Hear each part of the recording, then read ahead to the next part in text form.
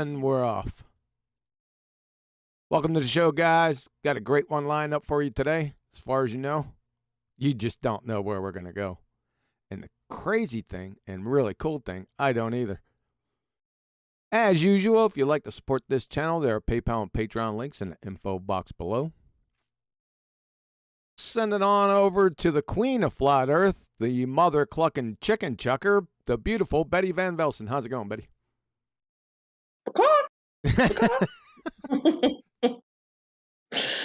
Yeah, I had to say that in style, didn't I? I did. Yeah, it's still flat. So you said 2 minutes, and I think we can make it in 2 minutes, I suppose.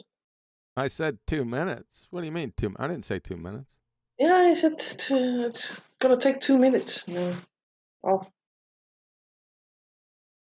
What's gonna take 2 minutes? The show. When did I say that? Just before it started. No, I said just 2 minutes. No, I said I gotta go because I looked down at the clock and it said 12:59. Yeah. Yeah. Well, I gotta start the show. I gotta be punctuous. You know what I'm thinking of is buying those ads off of my YouTube thing. Yeah, it's bad. It's I was go ahead. I was with my sister on the weekend, and she's so I peered over at her phone, and she peered over to my notebook that I had at the time, and she said, "Yeah, I got rid of the ads." I said, "How?" I paid for it. She said. No, she didn't. Her daughter did, and I think that you can have multiple addresses, maybe if you pay for it, multiple addresses to get rid of those. And now that I know that she has that ability to just skip the ads, to not have them, it's getting more appealing every day. Yeah, they're a pain in the butt, no doubt about it. And another connected thing is, I'm going to ask everyone, is there an extreme rise in spam calls for everyone else? But I've been getting spam calls like crazy for the past week or so on my phone. I block them, right? But then they still come back. That's weird. So anyone else out there? Oh, God, got a friggin' super chat. Yeah, you got. Go ahead, Betty. Yeah, it's from Flatten the Curve. He says, "Wet your beak, Jimmy." I have no idea what this relates to. Wet your beak. That means, have a drink on me. The beak is is the pie hole. I hate the word pie hole. I know you do. I thought that was maybe a pun on the beaks and beaks and beaks back today. See, there's so many colors to this one. Or wet your bed could also be. What? It's not wet your bed, Betty. Well, maybe he miswrote it. Thanks, Flatten the Curve. Appreciate that. Yeah, I got it. I liked it. It brought a smile to my face. Yeah, he's quick on the draw too, huh? He hardly started. Yeah, he was right there. I was kind of shocked. Bam! Super chat. I've super chatted maybe twice, I think. Really? And it takes I think I did the first one on the phone, and it takes a long time to make that super chat. It's you have to go through a certain regiment, I would say, and to make it, and then you have to add something, or maybe add a sticker or whatever, and send it. It's weird. It takes, for me, it's I thought, this is a one-timer. Are you saying that it takes a long time for it to show up in chat? Also, yeah, because you have to. You are basically, when you hit that dollar sign, I think, then you are sort of going to another thing where you have to fill out certain info, because credit card and that sort of stuff, and what do you want and what kind of money you want to spend on this, and you have to really do your due diligence with this. Right? Can you screw up real bad and like put instead of $10, $10,000? Of course you can. But I mean, you have a high-class audience out there. They will never make that stupidness. Yeah, but everyone makes mistakes. Little mistakes like that electronically. I think that would be pretty easy to make. What a mistake in the maker. Wait, wonder what would happen. I mean, I don't think you get it back if you make a mistake. You don't think you get it back? You can't make a correction on it? I don't think so. Huh. Interesting. Yeah, somebody try it. Put $10,000 in chat. Let's see what happens.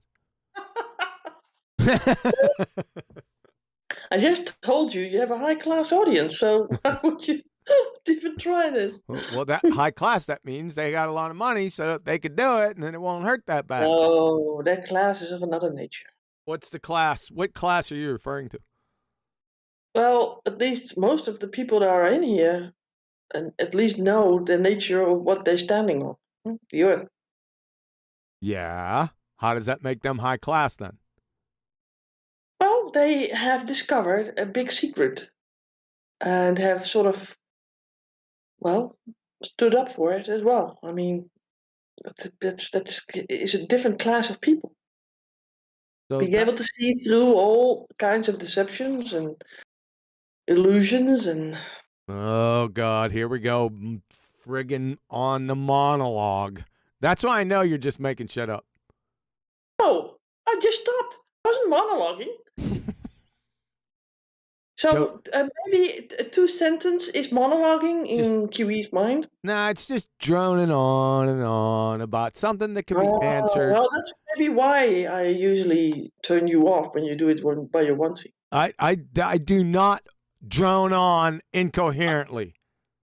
Oh, yes, you do. Oh, no, I do not. Any time to say the words, and then you already made your assumptions and judgments. No, I do not. I do not monologue. Oh, yeah. I'm concise. Like, I'm going to mute you. They say something stupid, and then it's it's not even stupid. It's just one sentence or one word, and then it's mute, and then you over talk them already. Yeah, right. That's a bunch of horseshit. I don't incoherently monologue. I try to be as concise as possible and then stop. Is there a difference between horseshit and bullshit? Is that where it comes from? Okay. But in your terminology, I mean, sometimes I hear you call things BS and otherwise HS. Yeah, I think horseshit it has a little more twang to it. But horseshit you usually use for your own, right? My own? What? Yeah, the people on your side, but not totally on the other side, but just calling them out on their own things. And with bullshit, it's like the other one, the other person on the other side. Nah, I've pretty much substituted permanently horseshit for the other one. I thought there was a method to your craziness. Nah, there isn't. It rolls off the tongue a little bit easier, and I think, like I said, it has more twang. There's more cowbell with horseshit. Somebody says, "Hey, horseshit is particularly egregious." Egregious. What is that word? Egregious. It's more offensive. Really? Why? A horse is a high upstanding animal. Oh, that differentiates everything. Oh, God. Now, the thing is that horseshit, it's usually compacted more and more hay-like, and with bullshit, it's like a little I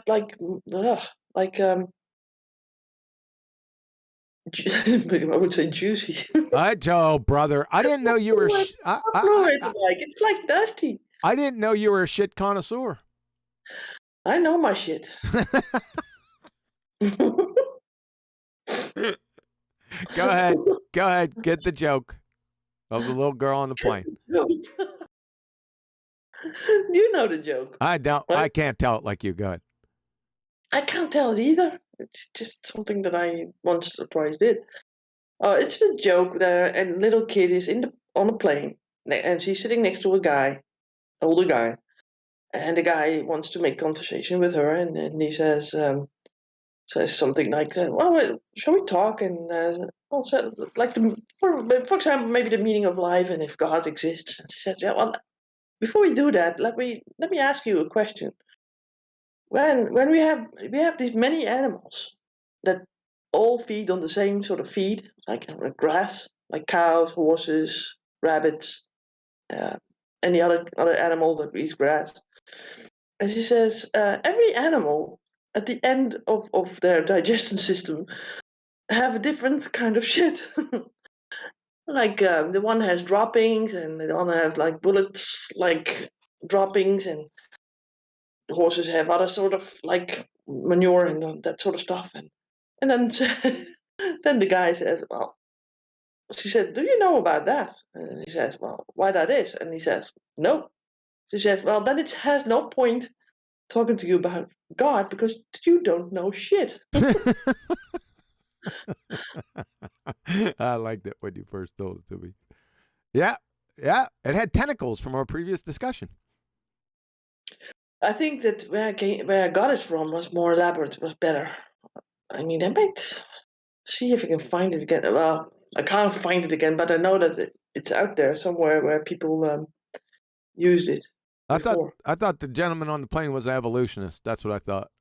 Oh yes, he was. Yeah, Well, you forgot to categorize that. yeah.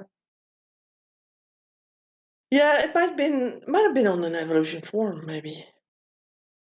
Huh. Well, the thing is, that it's almost like these analogies, right? That or these things in the Bible where Jesus just speaks in parables, right? Where he speaks of certain images basically, and it appeals to people, but he doesn't speak to them directly, but they know the meaning behind Sure. the Yep. parable, right? Yep.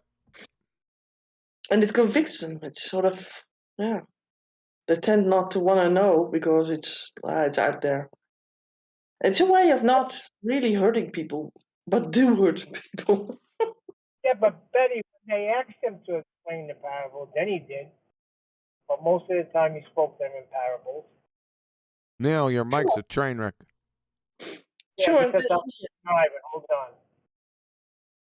sure he did, but I think that the Pharisees, for example, who were high learned people, they knew these parables, right? They already knew it, but they didn't want to have it. I don't think that the parable was wasted on them in some respect. Mike, check 1, 2. Am I coming in clear, or am I still a train wreck? Well, the latter part we don't know, but you still sound better than before. Yeah, you're better.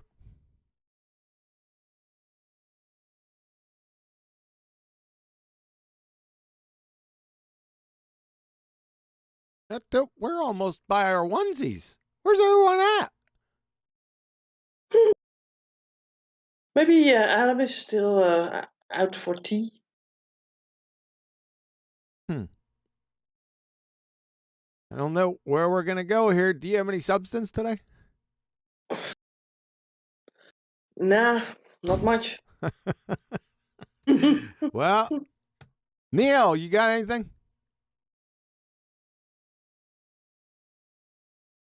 That's Neil! not much. I always got something. All right, good.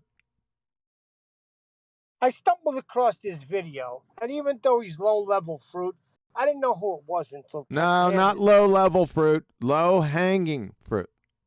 No, he's everything. Low-level, low-hanging.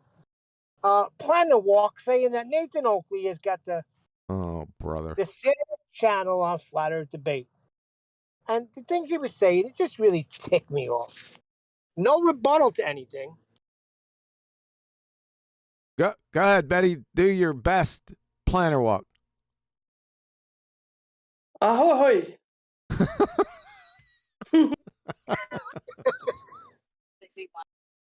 That's what I wasn't looking for. You know which one. Oh, I thought that was the best song. That's what I do. What? Oh. Yeah. Yeah. I used to always say ahoy hoy. No, he was the ahoy hoy guy. I used to always mock him by doing it too, but you had something else that you caught on to. Yeah. What? You had something else that you caught on to from Mr. Ahoy Hoy. You can't remember it. Oh, the independent variable. Yep. Wait, what was that? That's flat water. Independent variable. Yeah, he pronounces it that way. Oh, he does say it on this video. No way. He does say that word. Independent variable. We had many a laughs over that one. Yeah, true. Next to the Ahoy Hoy. Yeah, the Ahoy, it's kind of benign. It's just a Isn't mocking. he popping up his head? And I mean, that took a long time after your sort of toe tagging him. What's that? Is he revived after 3 days or what? I have no idea. I haven't seen that monkey for I don't know how long. Where did you see him? Now he's got long hair like a hippie kid. Oh, I mean, looks like a little girl. That's number one. Mm. Number two, I think we should talk about the core of the Earth. It's spinning in reverse. I've been getting dizzy lately. That you feel it, huh? That's from the Jack Daniels. That's from the checked. Many a nights have I spun in the bed. How about Johnny Walker? Yeah, Johnny Walker will do it. My friend Jim Beam as well. Or his friend Jim Beam. Wild Turkey will do it. Wild I Turkey got a and Johnny good Walker. story about Wild Turkey. We used to go with the Boy Scouts camping, but we weren't Boy Scouts. The pack leader, he used to wear the uniform. It was one of my friend's fathers would take us. But we had booze and everything with us. And one night we set a big camp. That was a big thing, lighting a big campfire. Because we had like a 40-foot fire going. You'd start out close to the fire, but then you'd end up like a circle where you got to scream to talk to each other. That's how intense the fire was. But they tied me to the bench with a bottle of Wild Turkey, and I was the only one who got caught. So the next morning, Pasquale, that's what we called him, he said, "You like slugging down that Wild Turkey, huh, Cosentino?" How can they tie you? They tied you to the. You can't tie somebody with a bottle. No. They tied me to the the bench that we were sitting on, and they stuck the bottle in my arm. Oh, I got you. You understand? So yeah. How do you drink when you lie down?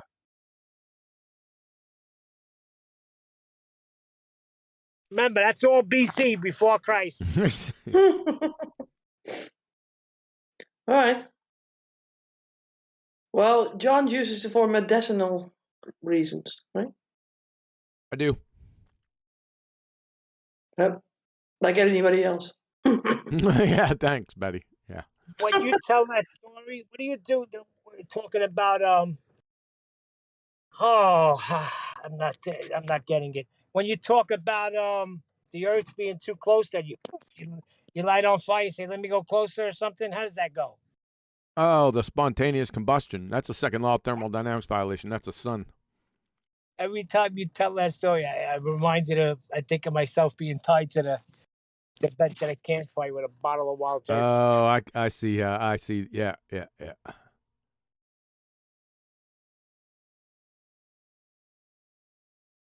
All right. So what do you think Adam is drinking right now? I don't know. I don't know where he is. He's drinking a fine wine. Fine wine, or maybe an Italian one. Does Adam have Italian roots? I don't know, but he's got a lot of Italian characteristics for some reason.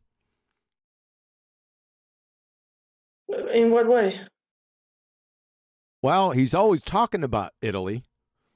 He eats a lot of Italian foods. I think he's Italian. I think he has doesn't he have a house in Italy? Maybe one of his relatives' homes. Yeah. So he might go there often. Didn't he get arrested in Italy?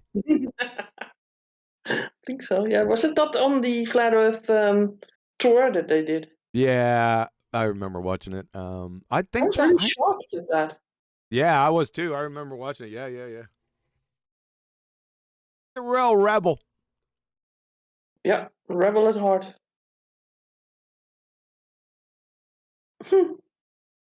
Yeah, Italy. Amazing.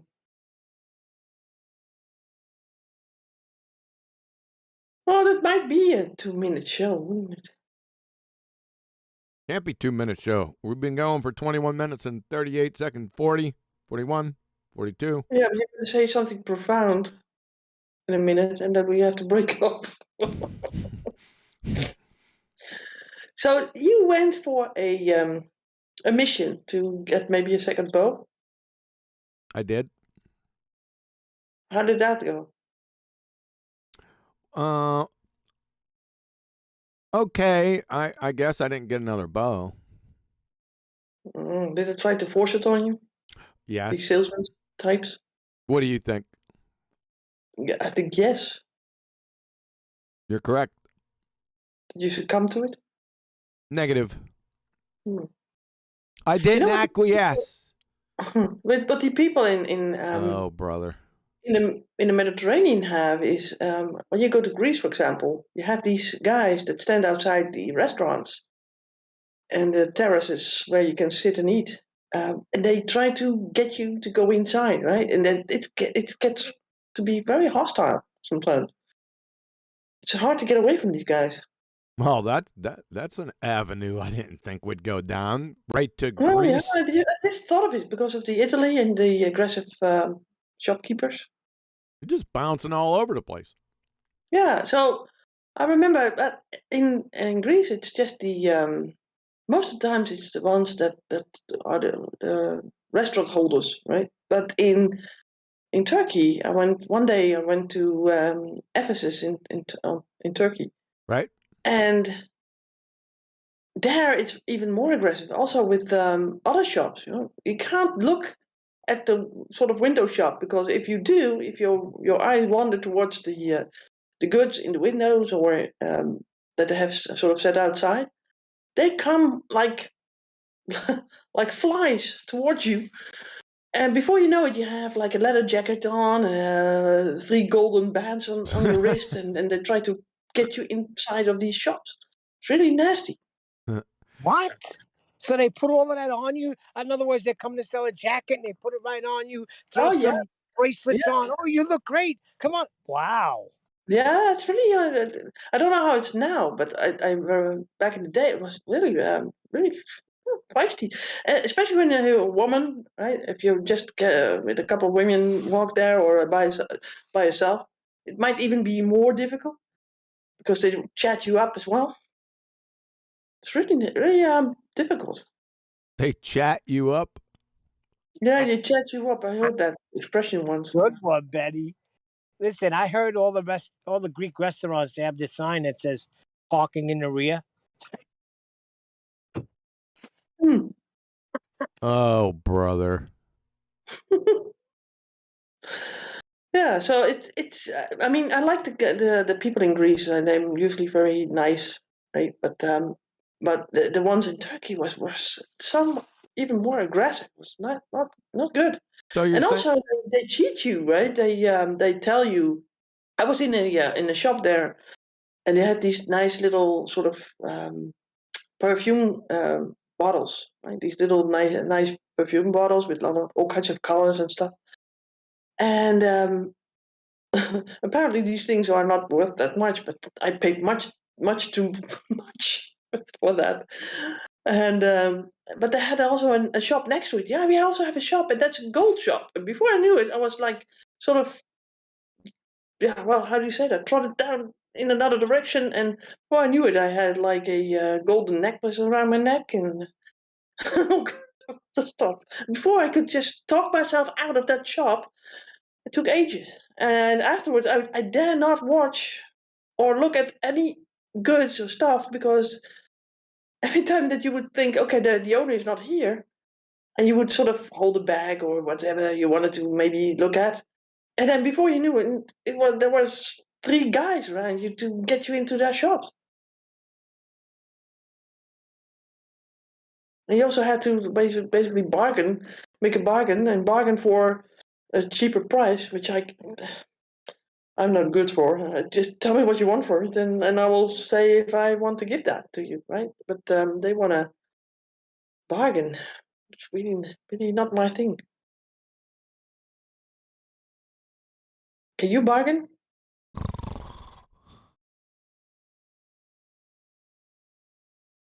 Hello? Hello? Okay, then you talk and you make it interesting. Yes, I like the bargain, and there's another name for it. Haggling. That's more of a slang word for it, but there's another word for it. I can't recall it. Jew you down. Oh, brother. Yes, I did that in. We went on a vacation to the southern tip of, not the southern tip of Texas, but the border of Texas and Mexico. Bartering is what it's called. Yeah, but bartering is like exchanging something for something else. No, with coins. no. Bartering is haggling with price. Yeah, people are saying bartering. They're giving me in the chat. I already said it. No, I'm sorry. I could barter with a plumber. He comes and does the plumbing in my house, and I go do the flooring in his house. Exactly. That's called the barter system. Well, it's exchange. we use it. Economics. We use that in a different sense. Yeah, well, you'll be wrong. No, we're correct. Anything could be wrong. Exchange goods for services, for other goods or services without using money. Oh, brother. I'm sorry, but that's what it says here in the barter meaning. That's fine. I don't really want to barter over the bartering meaning. Well, you'd be wrong too. You'd be wrong about that. Who cares? When I went to Texas, went to McAllen, Texas, it was right near the border in Mexico, Reynosa, Mexico. And I remember we went there on a mission trip. And I remember as you're walking over the bridge, you would see like bleach, the bleach bottle with the bottom cut off, like made like a bucket. And you would see sticks with these bleach buckets coming up to the bridge. I mean, hundreds of them for people to like give them money. That's how poverty stricken they were. I'll never forget that scene. Mm. And in Mexico over there, if you see like a nice house, you'll never see it finished. There'll be like, what's that? The wire that comes out of in the bricks. What is that called? Rebar? Wire. Yes, you would see that coming out of some bricks, and I'm like, such a nice house. Why that? They're like, well, because then they could technically claim it's not finished, and they won't have to pay tax. Yeah, that's the same in Greece, by the way. Really? Crazy, right? Yeah. But yeah, well, if you make a law where it says that if your house is not finished and you won't have to pay a certain tax, wouldn't you leave your house like unfinished? Maybe. Or make it seem like it's unfinished. It's also the case. Perhaps. Yeah. People use everything to their own advantage. So if you make any laws, you need to sort of also think about the loopholes. Well, and you have to have more laws and more laws now. And now we have like laws that are like the amount of books that you can't even imagine. Well, globetards aren't using the ball-tard to their advantage. How so? Because they get their asses ripped up every time they do. Well, that leaves out that they need a couch. What? They can't sit on the couch then. Oh, boy. You said that their asses are being ripped out. Jeez, oh, man. See, you didn't know how to deal with that, huh? No, I didn't, because it was so off the wall. Well, it's a literary understanding of what you said. Not a literary, literal. Well, whatever. I have a serious question. Has anybody heard of the revaluation of the world currency? Has anybody heard anything No, about and I that? don't really care about that, so move on from it. What do you mean exactly, Oh, Neil? brother. Because they are trying to get a digital currency, right? I don't know what it is, but I bought into it. So I bought like this Zimbabwe note, and Ooh. it's supposed to be happening like real soon. But when it happens, it's sort of like pointing to the end times. Oh It's really yeah. weird, you know. I was just wondering if anybody heard about it. CBDC they call it. CBDC. Yeah. Central bank digital currency. CBDC. That Yeah. rolls off the tongue. Yeah, CBDC. So that's Yeah. the same thing as the revaluation of Well, world currency.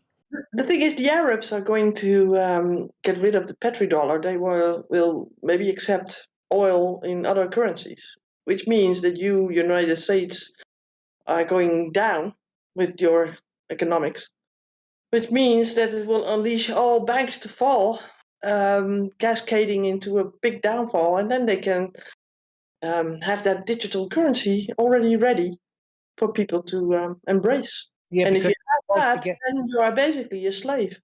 because you're supposed to get a card with what you have on it.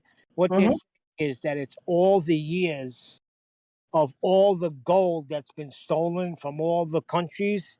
They have it, and they're just trying to get it together and put it out, and that's gonna be some crazy stuff.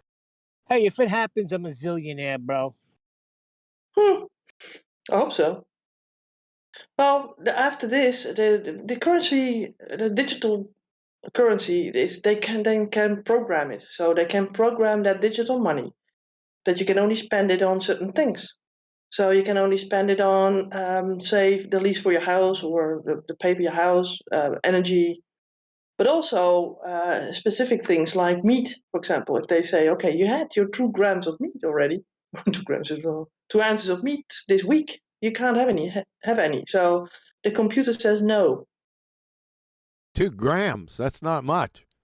I corrected myself to 2 ounces, which is also not much, but they also approved the cricket food here in the European Union.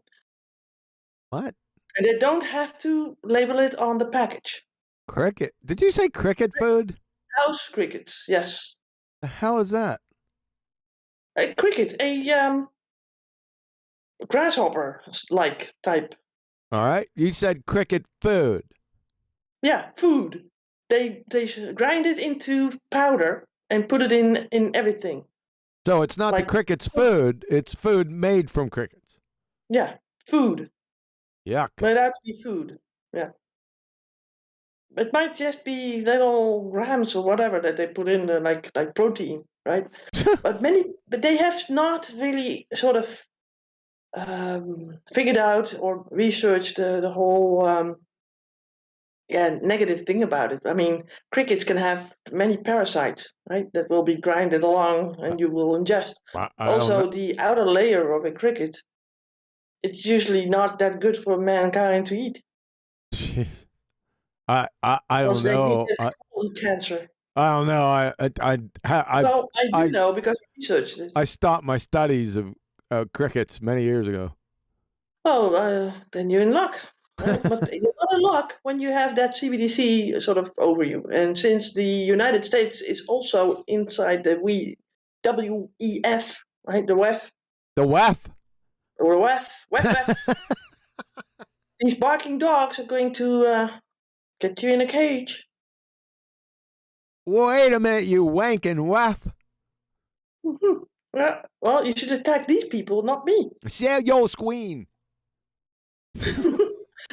The chitin from insects, someone says. Yeah, that's the outer layer of the crickets. The what? Outer layer of this exoskeleton of the What's it called? crickets. Exoskeleton. No, I know what Chitin. an exoskeleton is. Shitting. Shit. I don't know. It ain't shitting, it's kiting, you friggin' clowns. Chitin. I don't Yeah. know why you guys have so many words that look like you have to pronounce it the same way. Let's see how he's pronounced. I remember how I pronounced it in school. It's chitin. But I could be wrong. I could be wrong. It's okay. Hold up. I have no idea. Bro, nuts. Let's find out. I've never had to sort of verbiage it in English. Yeah, let's find out. Chitin. That's what it is, chitin, like I said. Chitin. Oh, whatever. Chitin. Chitin. Let's pound on the Dutch Chitin. girl because she doesn't know. Chitin. Chitin. Chitin. Let's pound on the no, I you said the word. I didn't recognize it. Is that it? Yeah, for now.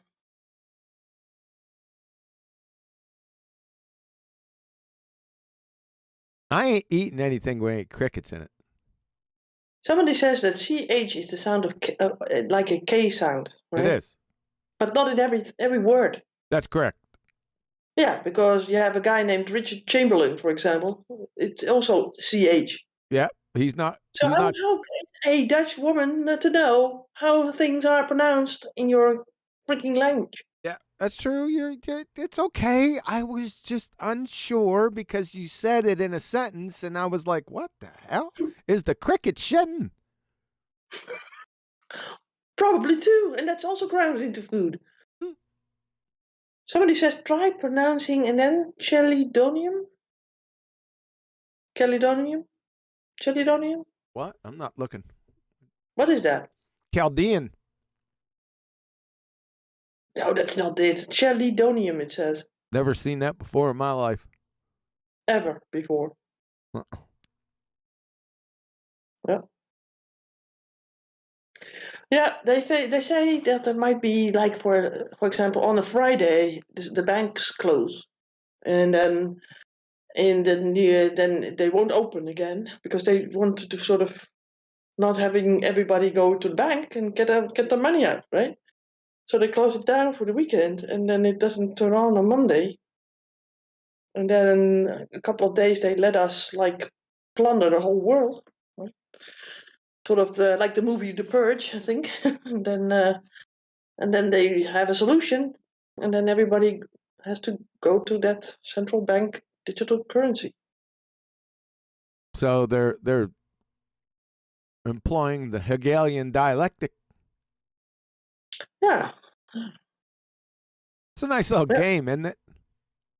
Well, it's sort of now turning towards the end game. Can you imagine that you cannot spend your own money the way you want it to?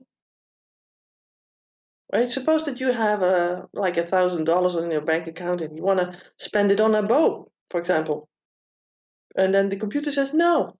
The hell you have to say? spend it on the computer. The computer? Yeah, the computer. No, I'm talking about something totally different, Betty. They're gonna take a currency, let's say Zimbabwe, and they're just gonna boost it up to 80-90% of what it's originally worth. So that's what's supposed. There's a lot of Zambians then. Yeah, well, that could also be the case, but I don't think that will be it. It will be somewhere where the resources in the ground are huge. Well, they also say that, in other words, when you get the call to cash in your note, you have to sit down with advisors, and you have to have a humanitarian plan in place. So before they release this money to you, you have to sit down with an advisor. There's a whole big thing. Now, this is all I'm hearing. This could be a bunch of shite for all I know. Yeah. I'm hoping it's not. It only cost me a little bit of money, not a lot. This is a while ago, so I've been holding on to it for a while. But I've been hearing a lot more about it. I mean, there's people waiting on this for 15 years. And if you ask Jerry, it happened today. Who are these advisors that you have to sit with? financial advisors. I think that's the best job ever. Yeah, I agree. Either that or what do you call it? An agent for one of these athletes. You know, these Hmm. guys sign $50 million contracts. You get 10%. Make me an agent. You want to be Jerry Maguire? Yeah. Show me the money. Yeah, it sounds like a scam, to be honest. We need It cannot be a scam because there's nobody sitting there. Yeah, Who's scamming who? I bought a Bitcoin. note. No, I bought a note of currency from Zimbabwe. Yeah. Hmm. Yeah. You already said that. And Yeah. So who's the scam? How do you cash the check? Look, I don't know. I was like, it's Look, not I a mean- it's not a check, it's a note.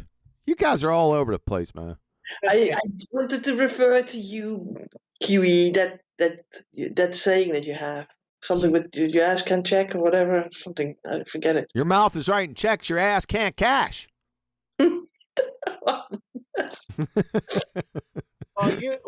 listen to me carefully. If this goes through, we're all right. And when I say we're all right, I mean we are all right. Hey, when you say use down in Alabama, do you get some strange looks? Yeah. They Yeah. look at me like their eyes like squint. What's the problem? You just never heard anybody talk before. How do you like your grits?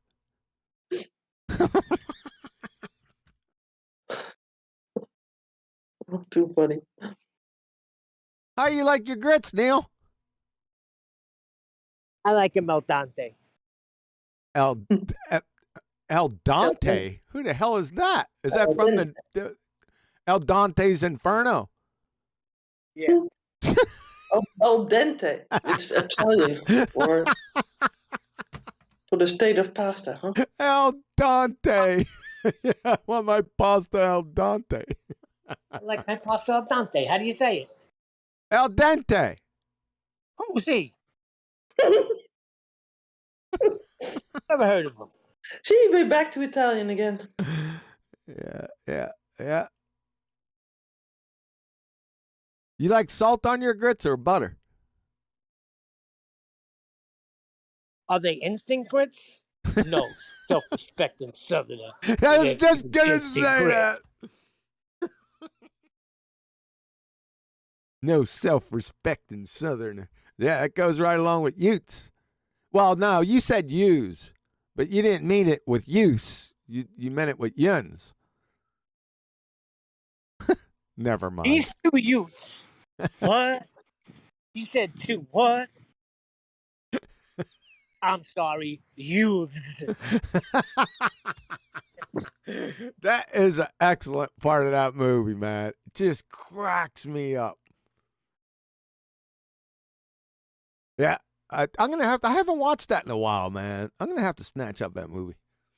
No, I like when he shows up with the with that stupid suit. That brown freaking Benjamin Franklin type suit. Yeah. And Marissa, how you doing? What else can you say about Marissa Tomei? Yeah, what a sweetheart.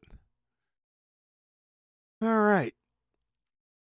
So where are we at? We want to do this little CNN. Somebody says in the chat, I'm odd and eat my grits like I eat my cream of wheat. Butter and sugars. That's a good one. Yeah. Speaking of cream, I got to get back to cream of wheat. Good one on you. I'll get to him sometime this week. So be on alert.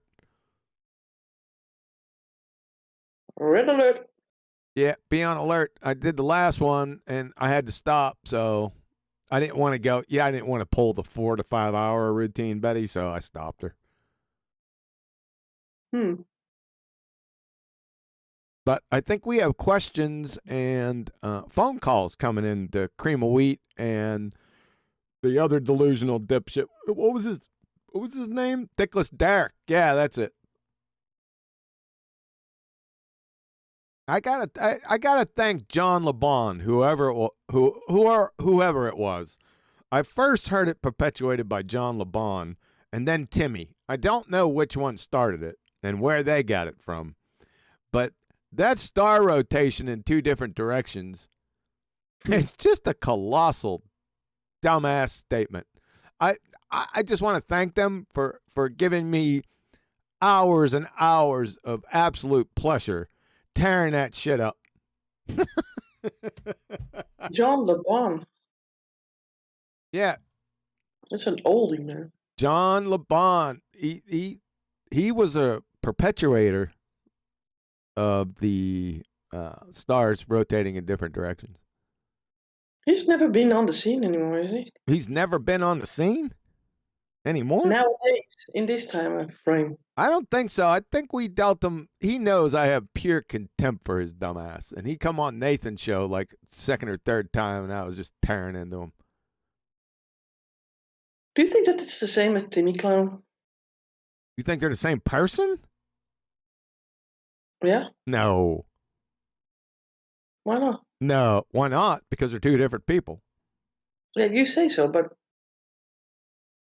You want me to get the proof out right now? yes, I'm lacking that proof. I'm lacking that substance right at the moment. I know.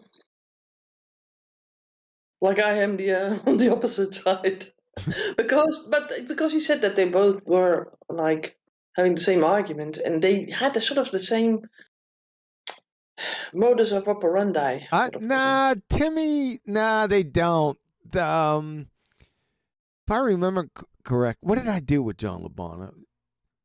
Yeah, I used to have a little saying with him. Check your closets, John. Yeah, I used to have a little saying. Was it? I don't know. You got to have a J-O-B. That's it. That's it. Because he used to go by J-O-B. So I used to sing, I got to have a J-O-B if you want to be with me. Shit, I forgot all about that. I remembered when you said that, it brought me back. I see the letters of his name, right? J-L-B. Mm-hmm. I used to, oh man, I just had pure contempt with him.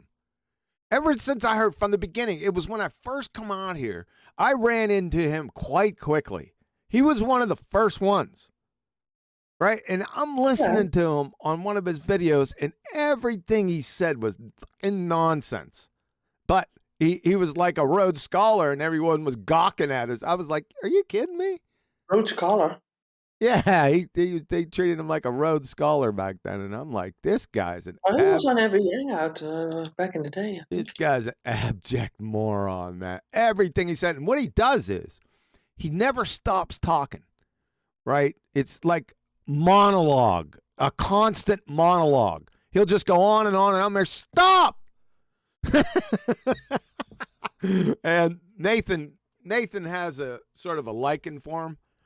So we had already come to we didn't come to blows or anything, but it was a cool dichotomy. Nathan was kind of go light on him, and I'm like tearing him to shreds. So he didn't realize there was a new sheriff entering town.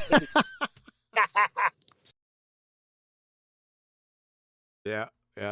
JLB, unbelievable. I don't think he's out here anymore, Betty. I don't think he's on YouTube. I know he's not on YouTube.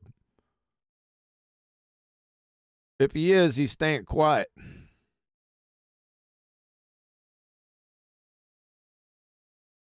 Yeah, but he was perpetuating that nonsense. Betty, you still there? Hello, Betty. What's going on here? That looks good. Betty! Seems we lost Betty. Neo, radio check. Uh-oh. I'm here. All right. Somebody must have knocked on the door for Betty. Speaking of Planner Walk, there he is. Oh, boy. Looked over, and he's right there. Betty, you're going to have to drop out and come back in again, unless you went to get coffee. I don't see how you do that since we were right in the middle of a discussion on JLB.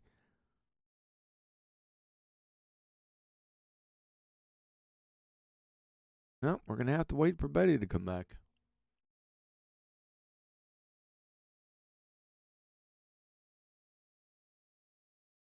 We'll get to Michio Kaku here in a couple minutes. We got to wait for Betty to come back.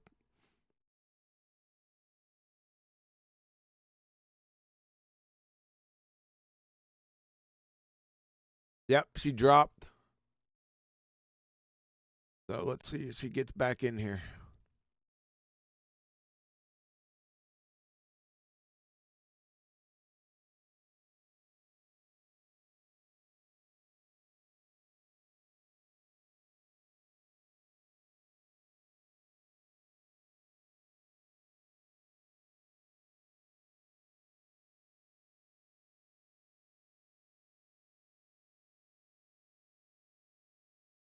What's the meat for today's subject? We're going to get to just a couple-minute video on Michio Kaku in a couple seconds, talking about the Earth's core and how it's stopped and then it's reversing or some shit like that.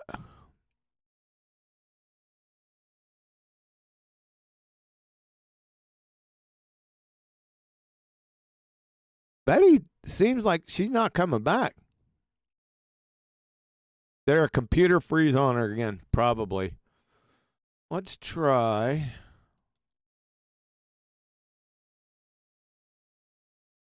Try to get her through Skype. Hey, where'd you go?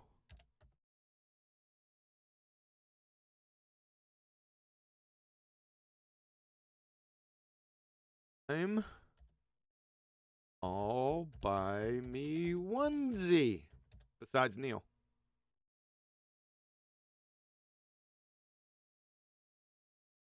Somebody call me? Negative. Is this abandonment again?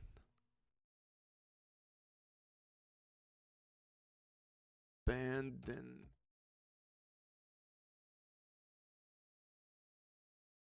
I don't know if I spelled that right.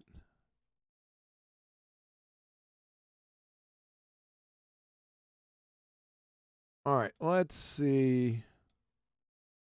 Do that. Let's go through. Let's go ahead and do the video now. Hey, Neil, you're going to have to go on mute and listen to it on the live stream. All right? That's a copy. And then just wait till I get done because there's a delay. So just wait till I get done. You might want to mute yourself on here so it doesn't sound crazy if you're following. Yeah, I'm muted. All right.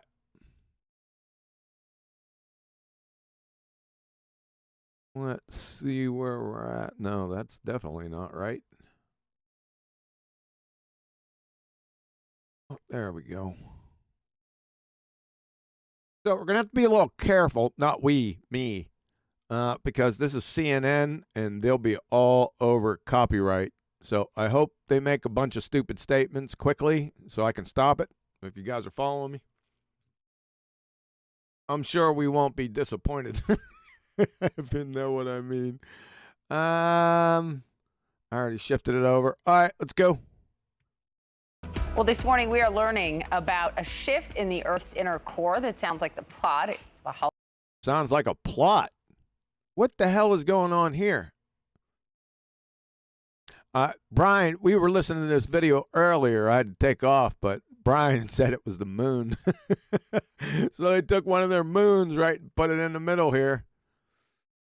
Oh, boy. Okay. Hollywood blockbuster. Scientists say our planet's... Scientists say? What scientists say? Scientists what? From National Geographic? What scientists might that? Let's find out where they are. Solid core, which is actually disconnected from the rest of the Earth's layers, may actually have stopped rotating and could even reverse course. This is... Stop rotating? Number one, I want to know who these scientists are because we're going to have to evaluate their acumen.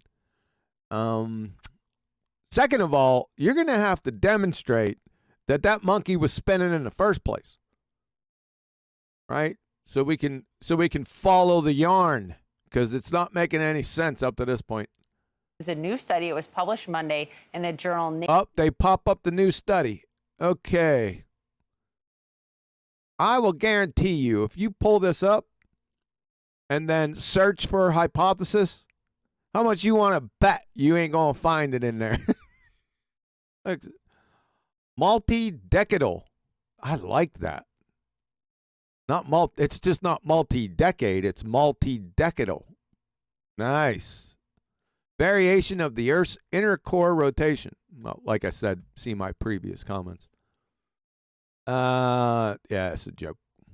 Nature Geoscience and its authors, who are based in Beijing, took a very close look at the seismic waves from earthquakes that have passed through. Seismic waves from earthquakes? What's that going to show? Besides seismic waves from earthquakes. Remember on that, what's that thing called where they drilled down in Russia? You know what I'm talking about. They drilled down like nearly 8 miles, and they made their quote unquote predictions before they got down to 8 miles, and all their predictions were wrong. But now we're drilling down. I don't know how far they say the Earth's core is, but I'm taking a wild shot in the dark. It's a little bit more than 8 miles, if you know what I mean. What the hell is going on here? I don't know. Let's let her go. Through our planet's course since the 1960s. Our planet? Nah, you're going to have to prove that, love. You're going to have to define planet and then show that that's where we're living. I'll bet you can't do that either. This is like story time. And that is how they were able to calculate the speed at which the... Calculate the speed? Shouldn't you be measuring stuff? What's the difference between measurement and calculation, love? I'll bet you don't know. inner core is spinning. Are you confused? I am. Yeah, we're not confused. Now, we're confused inside your paradigm, yes, because it's non sequitur after non sequitur. You think he's going to come and save the day. But you Kaku. I don't think so. We're going to get to understand this a little bit better with our guest. Let's bring in Michio Kaku. He's a professor of theoretical physics at the City University of New York. Professor, good morning. Thank you. Morning. Well, why? Here's my first question. You're talking about something purportedly, in reality, that is the Earth's core and the core rotating. And now you're going to bring in Michio Kaku, which you just said was a theoretical physicist. That's non sequitur. All this right here now is appeal to authority fallacy. Because she's appealing to have somebody explain this to us that's not a subject matter expert.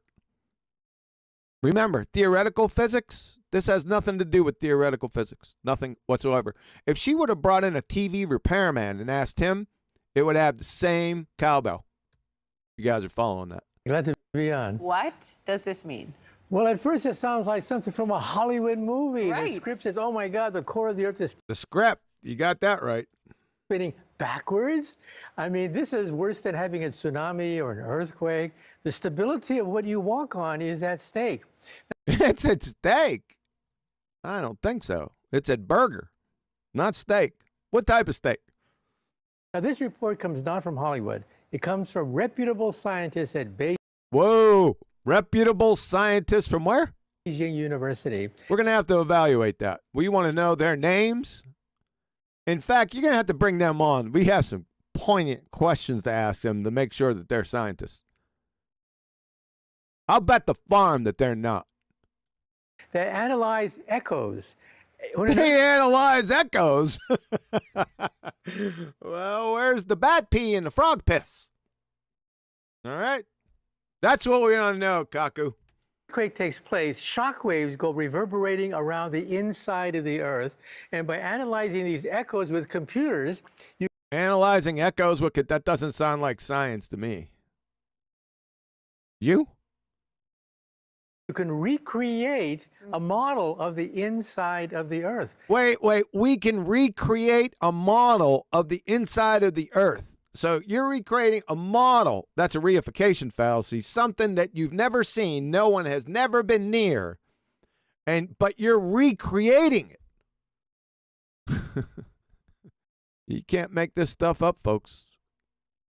It is hard to understand how people can actually look at this and evaluate the words that they're saying without rolling their eyes. You know what it is? This is for the normies, because this is from CNN, right? These guys know. This guy knows that his target audience are abject morons. That's why they can get away with this. And sure enough, the core seems to be about to spin backwards. Okay. Sure enough, it's about the. Look, can you show it spinning to begin with? Then we can get to the backwards part. Can you do that? If you can't, all this is just academic, then, isn't it? Michio. Okay, but I read that this happens every 70 years, so we don't need to be alarmed. That's right. The bad news is that we know very little about the core of the Earth. Very little. He knows very little about the core of the Earth. However, every 70 years, this monkey reverses course. About what's underneath our feet. The good news is probably there's nothing to worry about. Probably, so he knows very little, but probably there's nothing to worry about. That's non sequitur. Right off the, I mean, that's a childhood non sequitur. That just doesn't make any sense.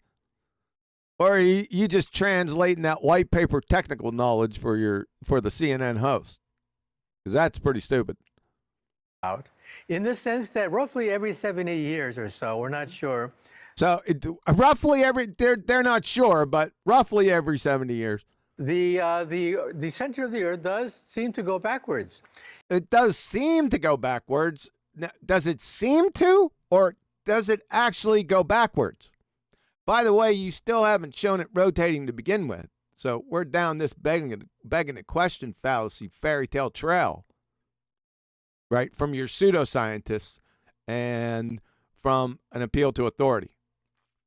All wrapped in a reification fallacy. That's what we got here, folks. Scary. If this is the core, this is the crust of the Earth. If this is the crust right here, Earth that we live on. Yes. This is the core of the Earth. The core could move independently of the crust. Really? Well, why don't you show that? That's an independent. That's a non-inertial reference frame. That's the key. So the part we're on never moves in reverse. Yeah. So he said that's the key. The key to what? To your fairy tale story? It's not a key. Let's see where he goes with it. The core of the Earth sits in a pool of like molasses. Yeah, sure. And Penelope Pitstop was Bruce Lee's grandfather. Molasses. Oh, God. Like in the wintertime? And it's able to spin independently of the crust of the Earth. So, in other words, don't lose any sleep over this. I don't think we will, Michio. Probably it's a natural cycle. It takes place probably once every 70 years. He keeps on saying probably, and this and that, but he doesn't know very much. They don't know very much about it, but probably, and you don't worry about it. Or so. But we need more data because this is... You need more data? Data for what? Unbelievable. What the hell is he talking about? New territory for us. Yeah, why do we need to know? I mean, coherency is going to be a new territory for you. I mean, you got some serious issues with everything you said up to this point. And there you go, one of the top theoretical physicists in the world, folks. Non sequitur after non sequitur. This is childlike. Baby Huey's blushing. I mean, they spent a lot of time, they studied earthquakes back to the 60s.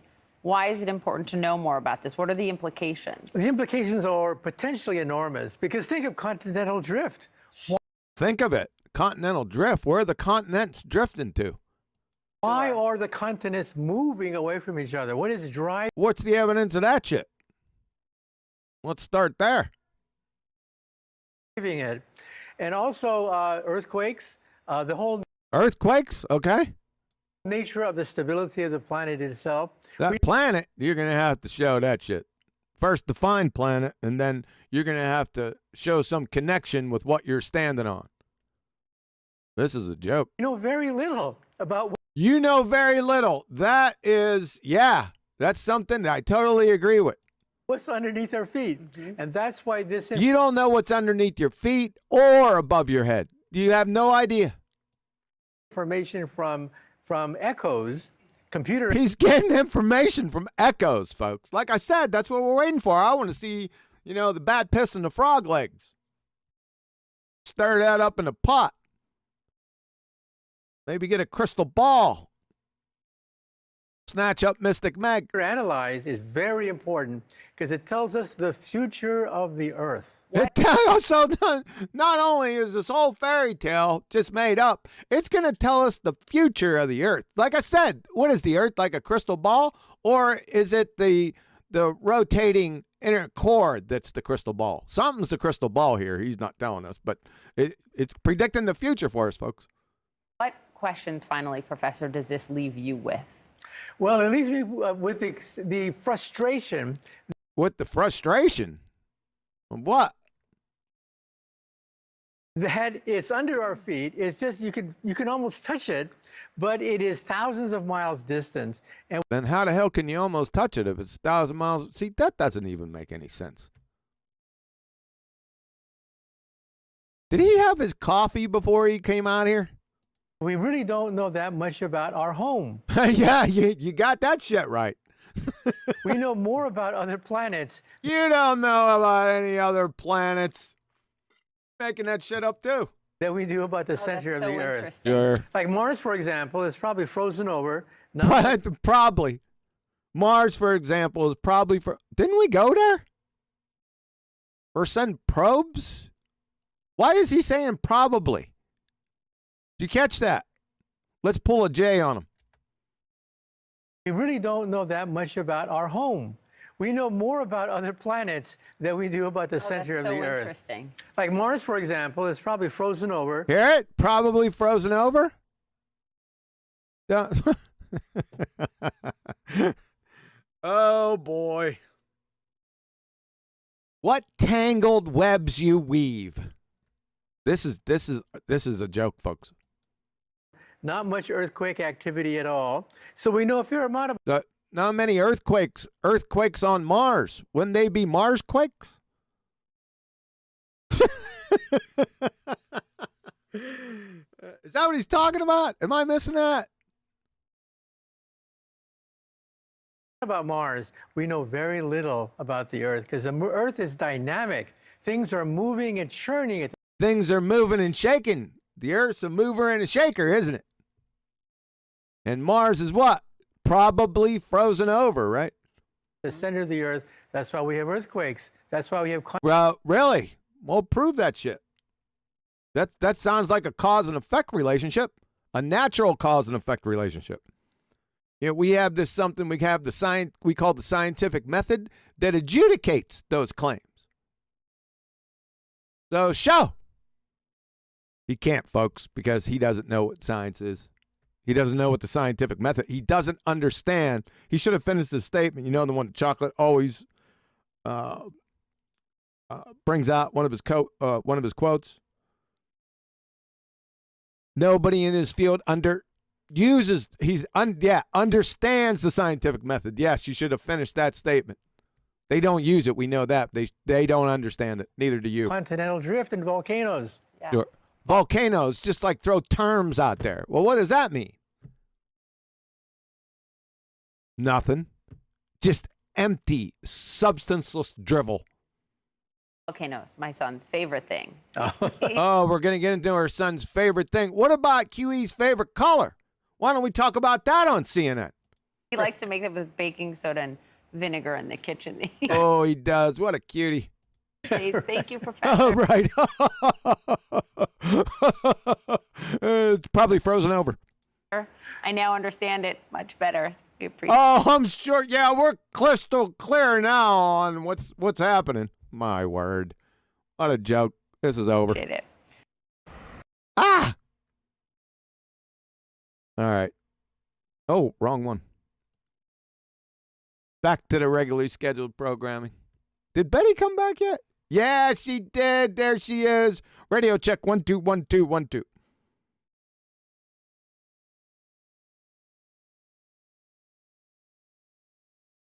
Oh, Betty.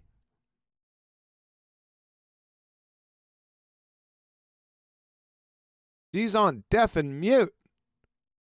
Okay, 1 second. Let's get the Skype version.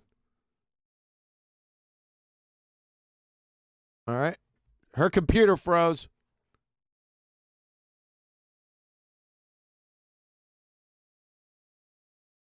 Come off mute. I'm by me onesie. There she is. Give it to. Where is she? I want to. Ah, there she is. She's back, folks. I'm not scared anymore.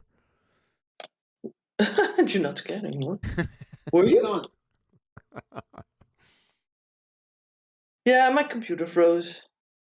And it took a while to get Discord back up because sometimes there's some things running in the background still, and well, it took a long time. I got you. I figured I went back for a quick history, and I said I don't think I said anything really that offensive to her. But you never know, right? With a woman, you never know. Yeah, exactly. Yeah. Well, you did good. It's just my male computer didn't do the right thing for me. Your male computer? What? Yeah. What? He broke down. He broke down. That's not a he. He broke down. He can't compute no more. He broke. He broke. What's his name? Bruce. Bruce. You just made that shit up. Bruce. What's his last name? Bruce Broken. Oh, I thought you were going to say Bruce Lee. No. There was one Bruce Lee and not many other. Yeah, that's a fact. It would be blasphemy if I said that. Yeah. I agree. So you talked about the core. Huh? I didn't talk about it. It was CNN and Michio Kaku. Yeah, it's cackle. So he is claiming a molten iron core then? Yes. With multiple layers, all turning different which ways every 70 years? Why 70, by the way? I don't know. When I first heard it, I only listened to half of it with Adam and Brian after the show today, and it just struck me. So I usually go by my first gut reaction. He's got to get that from Scripture. 70. Yeah, they usually do that. That's for sure. Yeah. Mm-hmm. That's weird. It's weird why they always use in movies, in series, and all kinds of other stuff. They have to revert to the Bible stuff, you know? Yeah, it's subtle. Yeah. It's subtle. Now I'm using some artistic license here, but it was my first gut reaction to it. So that's I'm not saying that that's where they got it from. I don't know. Pure speculation on my part. Usually 70 nations, right? Say again. 70 nations. There's 70s all throughout Scripture. Yeah, but 70 nations is usually it, and they sort of agreed with those nations on a lie, right? Yeah, it was also 70 years with the Babylonian captivity. Yeah, there you go. Yeah, there's a lot of 70s, but yeah, that's what it hurts. But it was all just jacked up, you know. Do we got somebody else? Is that Brian? Yeah, well, how are you? Hey, what's up, man? I thought I seen another name up there, and then because I can't see your avatar, you're the only one I can't see it, so it had to be you. Yeah, how are things? I'm enjoying the show. Probably frozen over. Yeah, I like that. That was really nice of him. Probably frozen over. Yeah. That was pretty good. Pretty good. He talked a lot of rubbish for a good 3 minutes. Yeah, it was so incoherent, like on a childlike level. The whole thing from start to finish, there were so many logical fallacies wrapped in contradictions. I was, like I said, the target audience had to be just brain dead NPCs. Listen to this, thinking back of what in their grade school textbook said about the Earth, because anyone with any level of coherency, I'm just talking basic level, if you pay attention to the words that he used and the connections that he made, the premises were unproven and his conclusions were non sequitur to the unproven premises. Yeah. Well, you have to say that's really art, isn't it? You call it art? It's pure its form. It's art. I mean, have you seen these artworks in museums nowadays? It doesn't make sense either, right? There's no connection, and there's no sense of meaning to those paintings, and that's what he just babbled in words. Yep, that'll be $560,000 for this.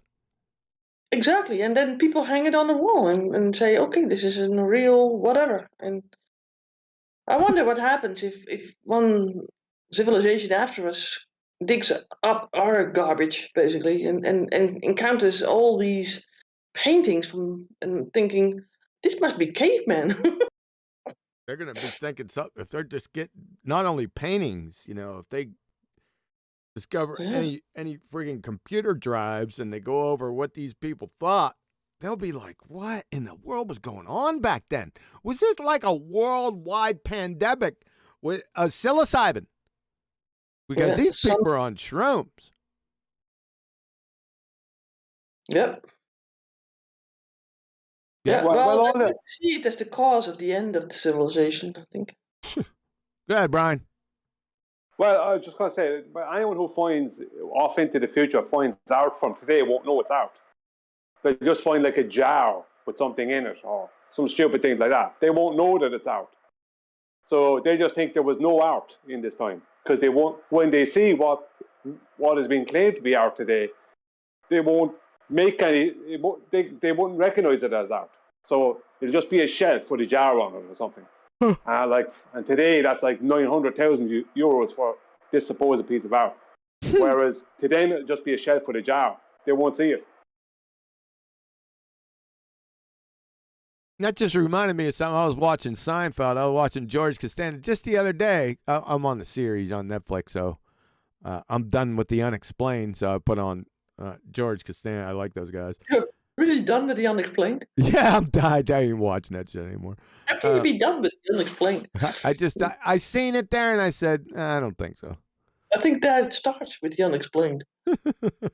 Anyway, you're getting me off my story. It was the episode where he went to Jerry's girlfriend's place, and she was painting. She had a painting of Kramer. But anyway, he goes, before he went in, he goes, I'm not, don't have her sell me anything. So as soon as he gets in there, Kramer starts in on, well, George, why don't you buy one of these? And since he don't want to be rude, he doesn't have any friggin' constitution. He goes, yeah, I'm seriously thinking about this. And so she goes, go ahead, look around, George. And he picks one and go ahead, you can have it. And it was one of those abstract idiot paintings, right? He goes and waited for he didn't have to wait long, because waited for Jerry to break up with her, or any hint of him breaking up with her, and he goes, I'm not paying for this shit. You're funny. Go ahead. Yeah, Costanza was brilliant. Yeah, no backbone whatsoever. Yeah, I find it interesting when you said in the video where it says earthquakes. Wouldn't it be Mars quakes? Mars quakes. I mean, and then you come to the truth, because earthquake, the earth, we call things earth. In Dutch, it's aarde. So it's basically the same. It's the dirt that we stand on. It's nothing else. And now the planet is called Earth. And I'm thinking, that's wrong. Right? We could call the planet any other name, but not the soil that we stand on, right? Earth. If I grab some dirt, it's Earth that I'm grabbing. And they made it out to be a planet. And that's why Mars Quakes doesn't work. Mike, did you like the Mars Quakes? Did you hear that? Yeah. It's how alien is that? Mars Quakes, Martian Quakes. It's probably frozen. Yeah, you know so much more about the planets. It's probably frozen. What? What do you know? Yeah. He's just What is it contradicting him, right? Color. What? You don't know nothing. Like I told you in the beginning with that joke. They don't know shit, man. Yeah, that's right. You got that right. Go ahead, Brian. Did you want to add something before we rumpus? Oh no, I was just going to add on to what Betty was saying there. Outside of the what used to be their claimed geometry, other than that, everything to do with the globe is vague. They keep everything nicely vague, and that's how Michio Kaku spoke. In a vague way, he's making all these claims, but he doesn't know anything. He can't be held to anything because he's already saying he doesn't know. But it's a way of they're implanting ideas into people's heads. Yeah. The general everyday Tom and Mary public that what they're talking about has some validity, and they're acting as if they're humble by stating that they don't really know. So well, they don't really know, but they're in the right ballpark. It's like, no, they don't have a clue, full stop. But they're telling you a lot of lies. So it's a way of implanting it into people's minds, because if you didn't pay attention to what was being said there, it would just be 3.5 minutes of warble that went past you. As far as you're concerned, if you don't know any different, the solid inner core of a globe Earth that started rotating the opposite way. You're not going to hear that in this. It's a way of indoctrination, because that woman is not a scientist. You know that, but she has also no idea what to ask. I mean, if you would put another more learned person in opposite of her in that conversation, or a more skeptic person, he would be devastated. He couldn't hold his ground. Right. Yeah. Good point. Yeah. They always do that. They let children ask the question to astronauts. It's always the same thing, because kids have these. Well, they almost want that world to be true, but they ask themselves, how do you brush your teeth in a vacuum, right? Or in a sort of world without gravity? That sort of thing is the first thing that people are encountering as children, right? But later on, you ask different questions. How do you keep that place clean? Where do you put the dirt at? How do you get that pressure so much so that it doesn't collapse in on itself or explodes or whatever? You know. Sure. People don't. I think they said that they grow salad or lettuce, right, for salads in space, and I'm thinking, how? Right? Where do those roots go to? And show us, right? Well, then they show us a regular, like sort of growth of lettuce. But I mean, how does that ground or that dirt stay in that container? Right? So you're saying, I mean, so you're saying they don't ask the tough questions? They don't. They don't. I remember a colleague of mine. She went to ESA. I think it's in Holland.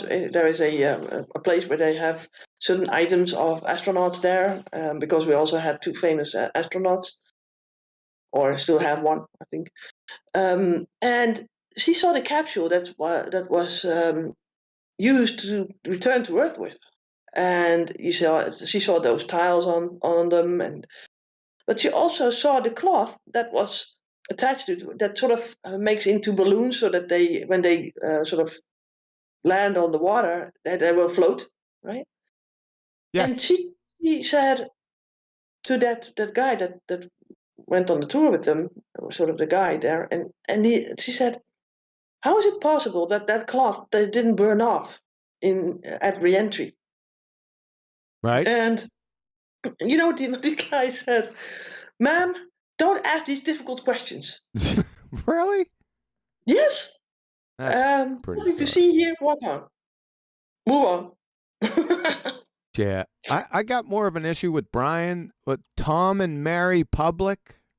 Really? Well, it was the easiest two names to come up with.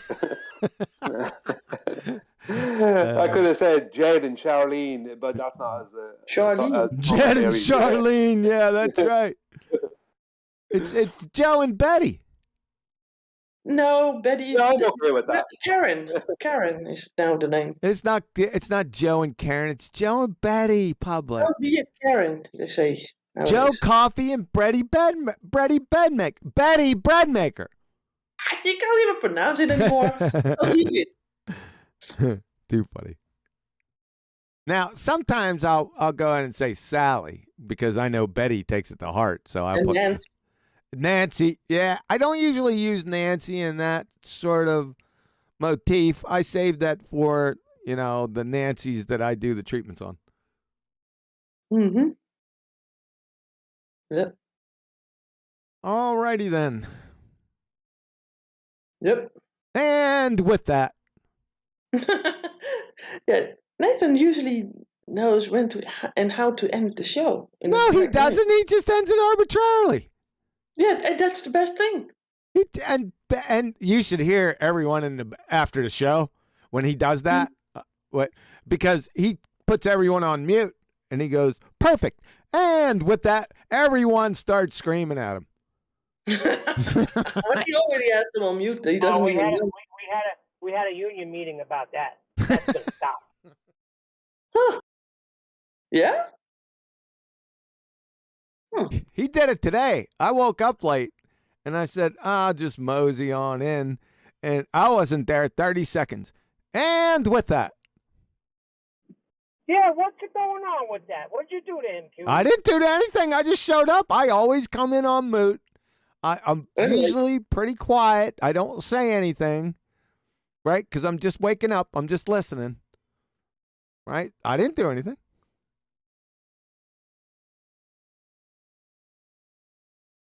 Do you want to hear something funny?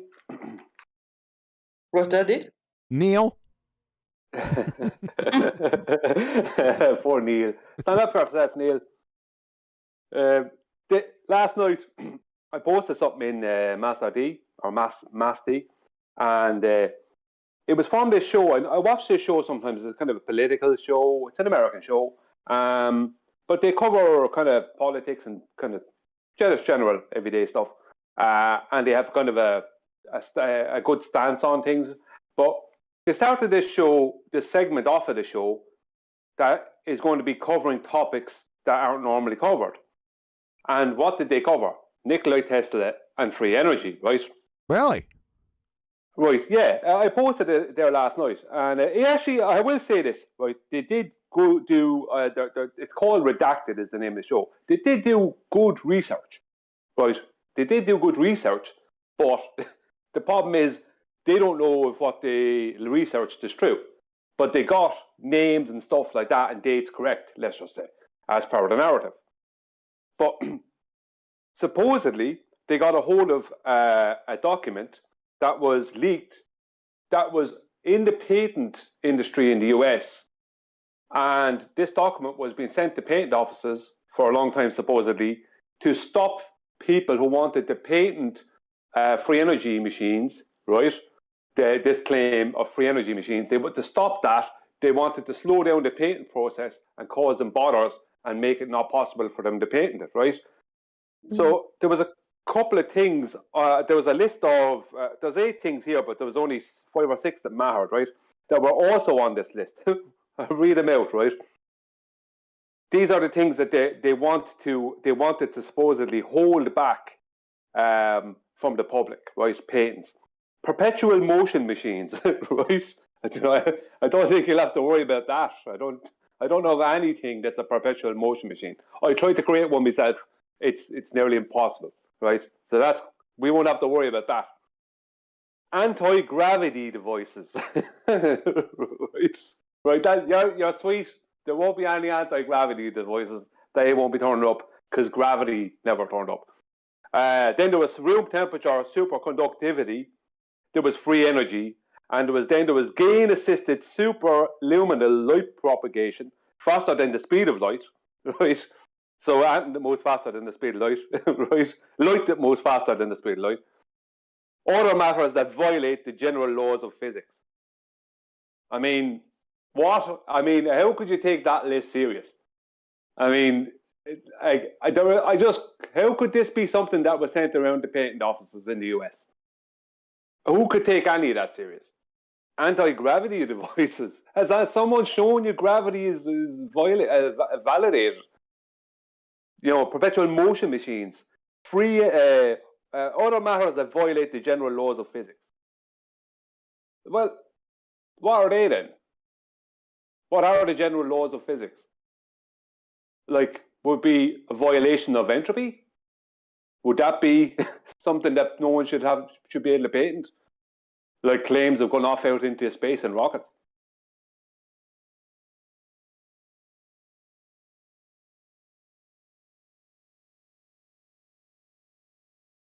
Okay. So, but if they are trying to apply for a patent, isn't there someone that researches it and tests it out if it really works? Well, I don't know how they're going to test anti-gravity. That's going to be difficult. Well, I think we call it gravity, but how about a flying machine, right? Well, That can we doesn't. patent helium balloons? I mean, they. I think that the patent offices and the way or why they have that is just a big, huge way to have all the inventions of the world and to have privy to it at the patent office.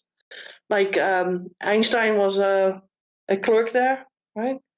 I don't think that Einstein was a particularly smart man. I think that he is a smart plagiarist, right guy, right? He just copied it off other people's stuff.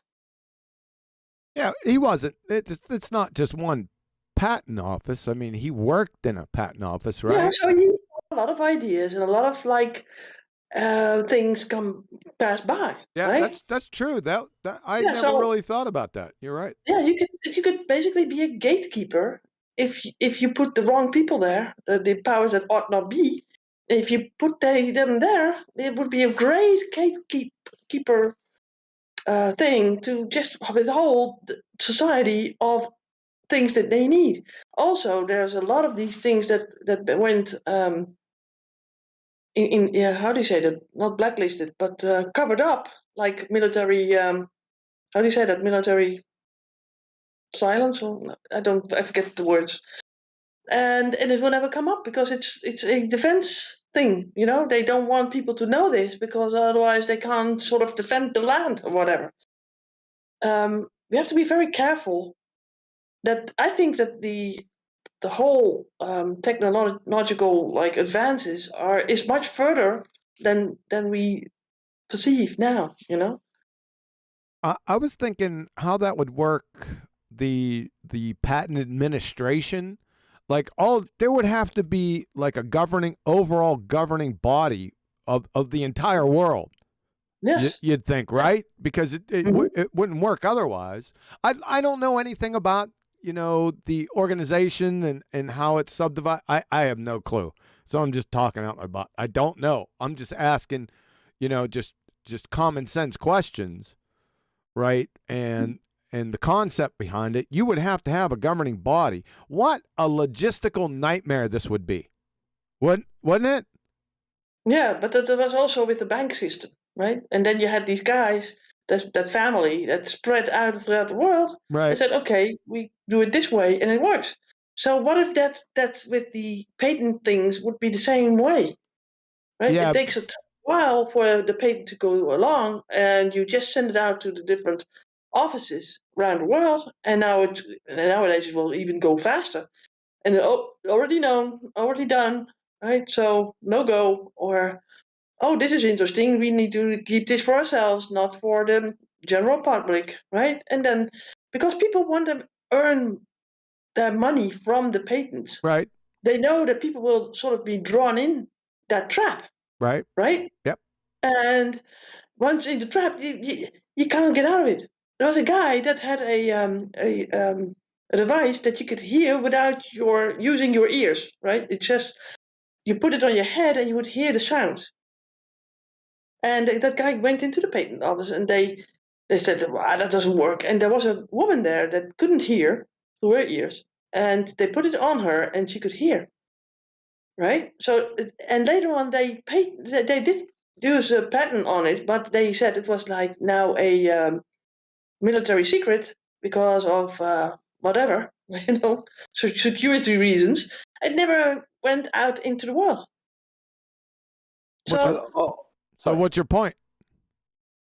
the point is that it could be just an elaborate way of funneling all these ideas to one office where you can be the gatekeeper of technology, and you can be also obtaining all the knowledge of the world and exercises for yourself. Against who would you think would be involved in that? The powers that ought not be. How about the power that ought not be? Is there a power? Oh, that guy. Yeah. Two horns, tail, pitchfork. Go ahead, Brian. You're itching to get in. Go ahead and bow your way in. No, I'll wait for you to say it. No, go ahead. Go on. Well, I want to say I have okay, thank you. I have a little bit of experience with this. Okay. As I did try to get some things patented back in about 2004. What, like a automatic potato peeler? Or it was a lot better than that. That would have been a winner. That's going to be the winner. What about the potato tree stand? That's right. The potato catcher when they fall off the tree. Yeah. What I did, there was two things I went to check and see if I could get them patented, or what the process would be. One of them was to do with the creation of energy, and the other one was to do with stability for buildings to reduce water in earthquakes, right? And tremors and stuff. Mars quakes. Earthquakes, yes. Mars quakes. Mars quakes. Yeah, Mars quakes. But yeah, what they do is when you go there, you're the ordinary everyday person, and even if you have your own business, and it's just it might be a good business, but if it's not the size of something big like Amazon or something, or maybe not the size of Amazon, but not a big business, what'll happen is you'll never be able to afford it. Because for me, just to patent these two things in Ireland alone would have cost me about between 30 and 50,000 a year, just for Ireland. And if I wanted to patent it in Ireland and Britain, you'd be talking maybe 150,000 a year for the two of them. And the whole of Europe wide at the time, you'd be talking, I don't know how much. And then you have to do a separate patent for all of Asia, or just one part of Asia, and for Africa, South America, North America. You know what I mean? A worldwide patent that costs you ridiculous money, and that's a yearly thing. So let's just say I did produce something of note, and I wanted to patent it. Even if I patented it, all someone like McDonnell Douglas or someone would have to do, if they wanted to get a hold of this, is wait for my patent, the patent to run out, and I can't afford to keep the patent going. And what they do then is they come in and buy the patent, or they come in and patent the thing, and then they put it in their name. See, I wasn't. That's pretty. That's it. I wasn't aware of that. Like I said, I know nothing about the system, so but that sort of makes sense. I didn't realize how expensive it was. Now, is that just a flat rate, or does it depend on category or something like that? I don't know. Well, I don't know, because he didn't go through the full process, because he just basically told me you're wasting your time, he said. He gave me a basic rundown of what kind of money it would cost just for Ireland alone. And he said it would be so much more expensive the more places you try and add in. He said for you to add in the whole of Europe, you could be talking hundreds of thousands a year just for Europe. And that doesn't stop anyone in the US or Asia or Africa or South America taking what you have patented and using it. They legally can. So, I mean, even if you had something good and you could get off the ground, it would cost you millions upon millions a year just to keep the patent. And that money you're pumping into the painting, then you can't pump into the business to get the thing off the ground and get it out into the public. Yeah. So what's going to happen is a big company is just going to buy it, going to take it when you can't afford it. They're going to take the idea or the invention. They're going to patent it, regardless of who made it. They're going to patent it, and someone like McDonnell Douglas or some Boeing or someone, they can afford it, and they'll keep that patent forever. Yeah, that doesn't sound fair to me. It isn't fair, but the world isn't fair, John. I understand that, but I mean, just on face value, it sounds hokey. Yeah, but it is for the longest of times. Like I said, it is a funnel to just get all the information of the whole world, use that technology finally against us. That's the whole deal. I actually saw some years later, I think it was 2010, about 6 or 7 years later, I saw this lad this engineer in this university in Shanghai. He had created a less complicated version, not as good, but a more basic version of my original idea to use water to help a building destabilize in earthquake conditions or Marsquake conditions.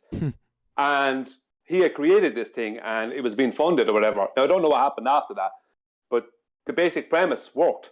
And he proved that it worked theoretically, let's just say colloquially, by models and different things like that. Because they had the university, it was in China, they had loads of money. I think it was Shanghai or Beijing, and they had loads of money to do it. And this is something supposedly that's coming in the future. Now, I didn't hear of it since then, around 2010, 2012, but this guy was showing that, yeah, this idea works. But you would need at least something like a Shanghai-sized university behind you, and a lot of money to even attempt to do anything like that. And and that's just for something that they wouldn't be trying to stop. They'd never try and stop something that would help stop earthquakes, or to help a building not fall during earthquakes. That's something that they wouldn't be trying to stop. But if you had an energy system that went against what they don't want, then they would try and stop that. Yeah. Well, it's for me, it's clear. It's just something that they don't want, and therefore you need to basically think about it. Why they want to sort of hold back on certain ideas to be patented, right?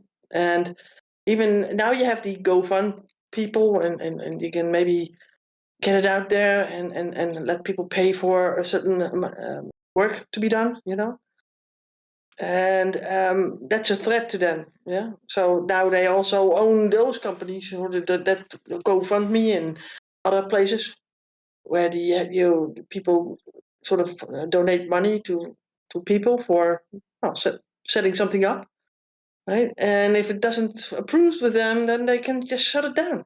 I mean, look at the Canadian in Canada, where the truckers went to protest.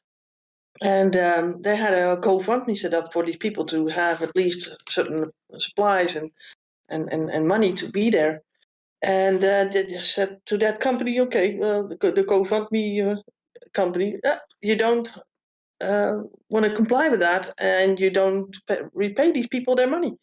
So money gone, right? It's they have set in place every like avenue that people can sort of take to get things out to the public, but they already sort of own those ways, and they might make fun of it, like it's impossible, right? Maybe those anti-gravity things aren't that impossible, right? It could be another new device for flying, but they don't want it out there because then it might be too easy. It might not be that there is a meter on there so that you can pay for it in some way, or maybe other people can do it too, and they don't want that. Right? They don't want us to fly around without any costs or whatever. They don't want us to have free energy because they can't control us. If we have free energy, we could sustain ourselves. Well, there was a man in the UK, I think he's passed away since, but I remember watching some stuff on him years ago called John Searle. He was an engineer of some kind. But this guy produced basically something that he was able to produce a propulsion system that didn't require gasoline, I think. And I remember that he was shut down from World Go. Now, I don't know if they just made it seem that way, if he was put out there as if he was somebody who was trying to do this, but really he was working for MI6 or whoever. You know what I mean? I don't know that for definite, but I remember he never got anything, or never got anywhere with anything, because they just shut him down constantly, and they wouldn't allow him to go forward with anything. You know, so you know it does have, like, I don't know what actually is definitely possible, but there's some things that kind of seem a little bit improbable, at least, or impossible. You know, but I don't know. This man was able to produce something. Go on, sorry, Ben. Sorry, yeah. The thing is that we learned about not about flat Earth, but we learned about the globe under a young age. But what we also learned is that a perpetual machine, a motion machine, is not possible, right? That also from the start. Well, I would say to people that are really capable of doing this, challenge everything, challenge it, and there might not be a stop to that. There might be something God provides, right? He might have had other means of warming people and having light and that sort of stuff. But we just might not. We might have forgotten about that technology, or it might be out there still, you know. And some people have found it and wanted to patent it, and they were just stopped. And they first make you look ridiculous. They try to falsify it in a wrong way, right, with a false way, and said it doesn't work, or it's not good. It's also with the medicines. Also, there was a guy that sort of had a really good way of battling cancer. They were suing against him and saying that he mistreated people and this and that and the other. But he cured people, right? And there were many people that stood up. Many of these patients stood up against the courts and stuff and said, "Well, he cured us, so please let us be helped by that man and don't stop him." Right? Many people that had these ideas or really were geniuses in their times have been stopped, and they have been vilified and also killed over certain stuff. They just, well, took their stuff and made it secret and went on to develop it for themselves. Yeah, Biggest world. that whole system sounds hokey to me. I just did a cursory search of how much it would cost. The applications can be anywhere from $15,000 to $20,000, and then ongoing. Why would that be such a high thing? Why is that such a high threshold? I don't know. Exactly. So why would that be like a low threshold? Attorneys pay. No, but if you want the world to deliver ideas and solutions to stuff, why would you have a high sort of I told you. standard? I told you. Attorneys. Well, get rid of those then. I don't think you can do that. Of course you can. Well, how would you go about doing that, Betty?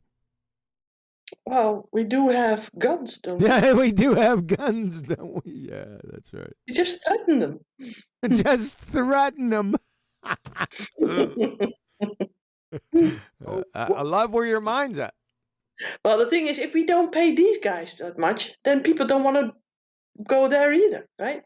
Everywhere the money is, that's where people congregate. I could see there could be a lot of corruption with that system. Yeah. Yeah, that's exactly. easy to see that. Yes. Yeah. Something funny that was in that. Sorry, Betty. No, go on. Sorry. I was going to say something funny was in that that thing I put in Master D last night. That show, they got a lot of stuff. They really did the homework. I'll give them that. Like they really did the homework on it. And one of the things that made me laugh and chuckle when I heard it is that the claim was that Tesla was trying to use etheric energy right, to power things. But later on, they actually said what it was that Tesla was using: radiation. It was radiative energy, radiation from the sun. That was what he was supposedly harnessing, which was radiative energy. So etheric energy is just radiation. Do you know what I mean? Yeah. It's like, so the ether is radiation. Betty, stop clicking. After I posted this. During Brian's little radiative discussion How there. do you write recognize? I always forget. RECOGNIZ. Don't be saying just listen. RECOGNIZE. Okay.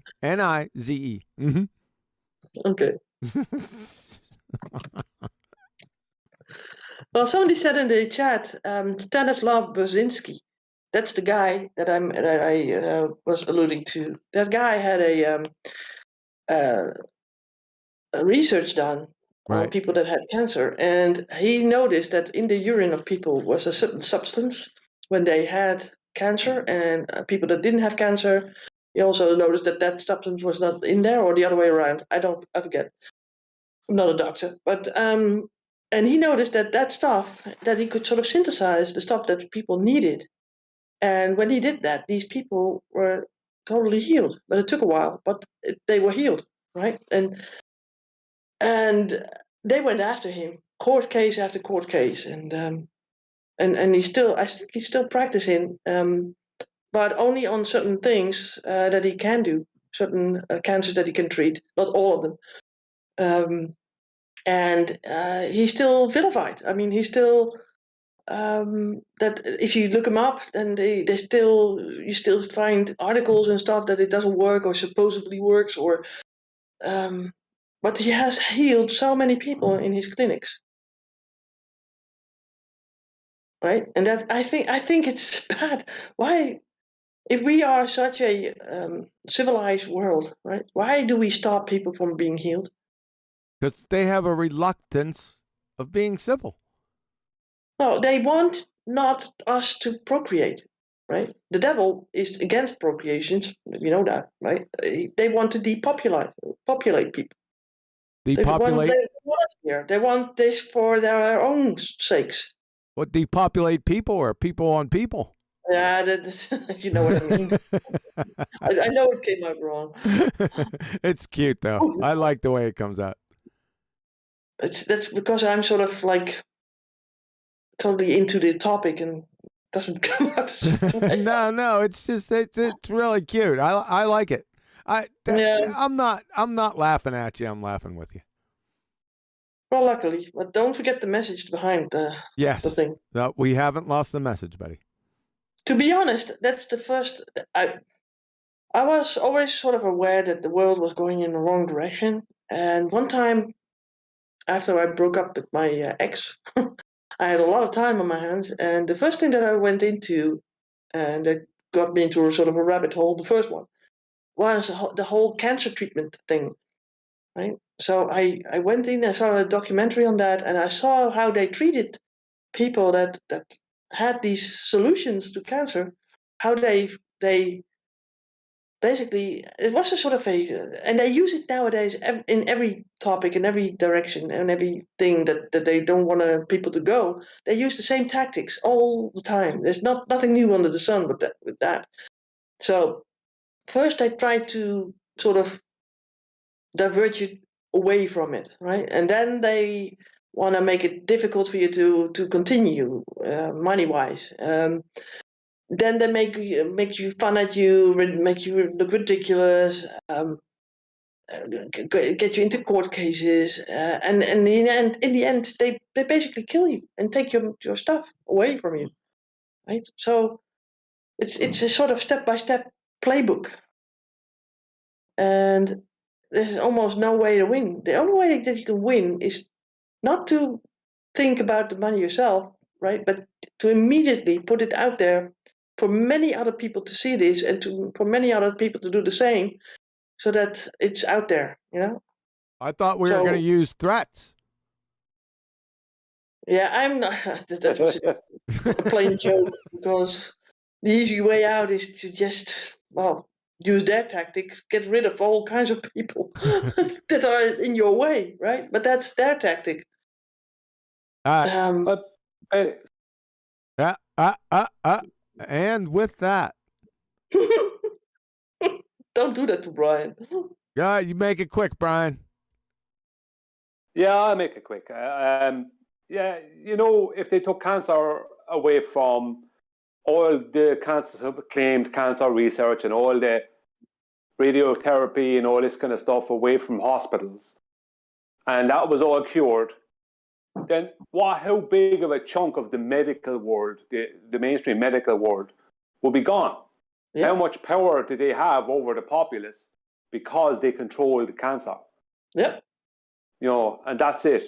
You know, they have such power. If they take that away, what would that'd be nearly a third of what goes on within the medical world, with all the drugs and everything that goes into it, because so many people get cancer. We all have family members that get it. We could end up getting it. It's just part of life. So it's such a constant. You know, they keep it going. Yeah. Well, they already found out what it is, and they already know the cure, and they hold that for themselves, because these guys get to be very old. Right? Some people get to be very old, and we don't somehow, right? Other people What about that guy, Dr. Sabi? He was healing people left and right. And my friend's father died of cancer in '87, and she's been donating to the cancer research. You know, the widow, right? When my mom passed away from cancer, what was that? 17, 16? My friend's mother stopped donating. She said it's been over 30 years and they haven't made one stride. And I've been giving my money to these people, and there hasn't been a step towards healing cancer. Exactly. And then in 1 year they can make a vaccine. Huh? How about that? And with that. No, I mean, if you think about it, it doesn't sit right. It doesn't sit right. So I stopped going donating to any of these diseases that they have out there: heart disease, kidney, and all that stuff. It's all a ruse. It's just sort of a separate tax. They never do anything with it. It's all coming towards sort of research to keep the masses going a little bit and get people to their jobs. But we all know that they could all be gone and doing other stuff if we had the right cures for things. But they want us not happy and healthy. They want us like gloomy and in slavery. And with that. This is the real and with that. So, and with that. All right, folks. We're going to wrap it up here for today. What we got coming up, there is no BALLBUSTERS this Saturday. I got to help my daughter move, so that's not going to happen this Saturday. But keep a weathered eye and ear out for cream of wheat. The last of I think it's going to be the last part of cream of wheat. I'm pretty sure, unless we go over. You get the message. So that's going to come out sometime, hopefully this week. And we'll catch you guys on the flip side. Be careful out there, and remember, I'll be back.